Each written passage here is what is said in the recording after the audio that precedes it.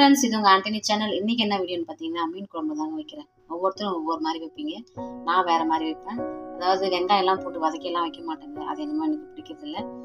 புளியையும் தக்காளியும் வந்து நல்லா கரைச்சிட்டு ஃபில்டர் பண்ணி எடுத்துகிட்டு நமக்கு தேவையான அளவு குழம்பு தூள் மஞ்சள் தூள் போட்டு நமக்கு தேவையான அளவு தண்ணியை ஊற்றி எவ்வளோ திக்காக வேணா திக்காக இல்லை தண்ணியாக வேணாலும் தண்ணியாக எடுத்துக்கிட்டு அதிலே பச்சை மிளகாய் கருவேப்பிலை போட்டு தனியாக எடுத்து வச்சிடணுங்க. அப்படியே இந்த பக்கம் பார்த்தீங்கன்னா எண்ணெயை ஊற்றிட்டு வடகம் போடணும். அதாவது நான் வெந்தயம் எப்பவும் சேர்ப்போம். கேமரா பிடிக்க ஆள் கிடையாது. வடகத்தில் வெந்தயம் இருக்கிறதுனால தனியாக நான் வந்து மீன் குழம்புக்கும் தனியாக நான் போடுறது கிடையாது. இப்போது எண்ணெய் காஞ்சதுக்கப்புறம் ஆல்ரெடி எண்ணெய் காஞ்சிச்சுன்னு நினைக்கிறேன். எண்ணெய் காஞ்சிச்சு. இப்போது இந்த வடகத்தை போட்டுடலாம். ஓகே, இந்த வடகம் பொரிஞ்ச உடனே பூண்டு போடணும். பூண்டு சேர்த்தாச்சு. பூண்டு என்னடா வந்து கலராக இருக்குன்னு பார்க்காதீங்க. அது ரொம்ப நாள் வந்து யூஸ் பண்ணாதே விட்டாச்சு. தூக்கி போட மனசில்லை. அதனால் இந்த பூண்டு லைட்டாக கொஞ்சம் வதங்கினதுக்கப்புறம் இந்த வடகு ஸ்மெல்லு அப்படியே அருமையாக வருங்க.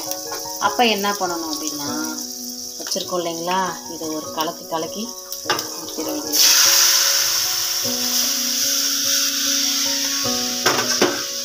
இது நல்லா கொதித்து வந்த உடனே மீனை தூக்கி போட்டுட்டு மீனை தூக்கி போட்டு ஒரு 5 நிமிஷம் கழித்து இறக்கிட வேண்டியதுதான். குழம்பு நல்லா கொதிக்குது.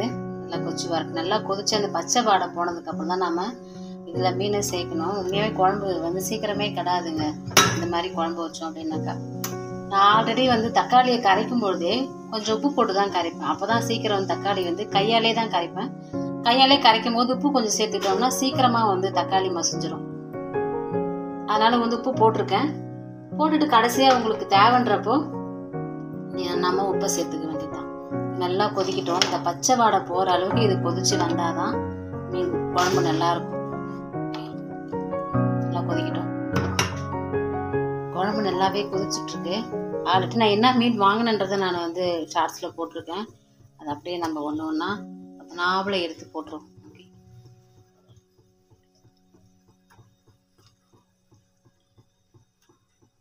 எப்போவுமே வறுக்கிற மீன் விட குழம்பு வச்சு சாப்பிடுங்க. அதுதான் உடம்புக்கு ரொம்ப ஹெல்த்தி. ஏன்னா அந்த ஆயில் சேர்க்கறதுனால, மீன் வறுக்கும்பொழுது ஆயில் சேர்க்கறதுனால அது நல்லது கிடையாது. அதிகபட்சமாக எதுவும் சாப்பிடாதீங்க. இந்த மாதிரி குழம்பு வச்சு சாப்பிடுங்க.